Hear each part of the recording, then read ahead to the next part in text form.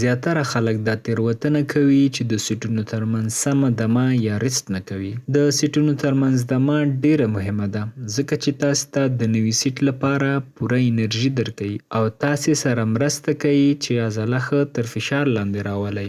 ځینې خلک یا لنډه دمه اخلي او یا اوږده دمه اخلي. اکثره یې د سیټونو منځ کې ښې اوږدې کیسې هم کوي. ستونزه دا ده که لنډه دمه واخلئ نوي سیټ لپاره عضلات چمتو نه وي. انرژي هم کمه وي، خو که اوږده دمه واخلئ عضلات مو ساړه کېږي او د وینې جریان پکې کمیږي. نو په دواړو حالتونو کې نشئ کولی چې ښه تمرین وکړئ او عضله تر ډېر فشار لاندې راولئ. په دې ویډیو کې موږ تاسې سره 4 داسې مهمې سپارښتنې شریکوو چې کولی شي ستاسې د سیټونو ترمنځ دمه اغېزناکه کړي. اول، کومې عضلې ته چې تمرین ورکوئ هغه باید د نوي سیټ لپاره تیاره وي او حداقل وکولای شئ 5 تکرارونه ترسره کړئ. که عضله مو ستړې وي او تر 5 کم تکرارونه ترسره کړئ نو عضلات مو سم تر فشار لاندې نه راځي چې په نتیجه کې نشئ کولی اندام جوړ کړئ. دویم، کله مو چې د زړه درزا کمه او ساه اخیستل مو عادي شي بیا نوی سیټ شروع کړئ. که چیرې تاسې په تیزۍ ساه اخلئ نو د حرکت وهلو وخت کې عضلاتو ته پوره اکسیجن نه رسیږي. اکسیجن د عضلاتو سره د انرژۍ په تولید کې مرسته کوي. کله چې عضلاتو ته اکسیجن پوره ونه رسیږي نو عضله کمه انرژي تولیدوي او د سیټ پر مهال ژر ستړي کیږئ.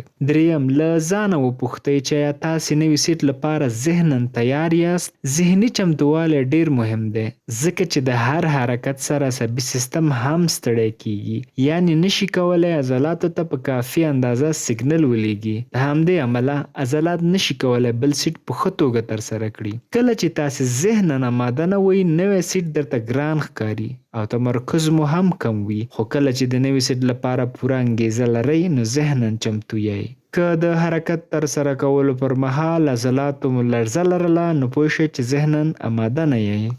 څلورم، مطمئن شئ چې کومکي عضلات مو ریکور شوي او د نوي سیټ په ترسره کولو کې د مشکل سره نه مخ کیږئ.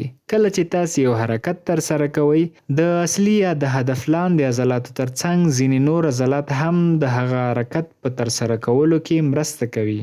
د مثال په توګه کله چې په میله باندې د بایسپ حرکت ځئ نو د بایسپ د عضلاتو ترڅنګ د څنګل عضلات هم کومک کوي. کله چې د بایسپ یو سیټ ووهئ غواړئ نوی سیټ شروع کړئ خو د څنګل عضلاتو کې لا هم درد حس کوئ. که په دغه حالت کې نوی سیټ شروع کړئ نو مخکې له دې چې بایسپ ښه تر فشار لاندې راشي ښایي د څنګل عضلات ستړي شي تر دې چې تاسې ونه توانیږئ چې خپل سیټ پوره کړئ. نو ضرور ده چې کومکي عضلاتو ته هم ښه دمه ورکړئ او بیا نوی سیټ شروع کړئ. نو دا وی هغه مهمې سپارښتنې چې باید د نوي سیټ د پیلولو څخه مخکې باید مراعات شي. دا چې د ویډیو تر پایه پاتې یاست په دې معنی چې د باډي بلډینګ ورزش سره ډېره علاقه لرئ او غواړئ زده یې کړئ. موږ همداسې نورې ویډیوګانې ستاسې لپاره چمتو کوو. نو هیله ده چې د پښتو فټنس فیسبوک پاڼه فالو او یوټیوب چینل سبسکرایب کړئ. رښتیا د ویډیو لایک کول او شریکول مو هیر نشي.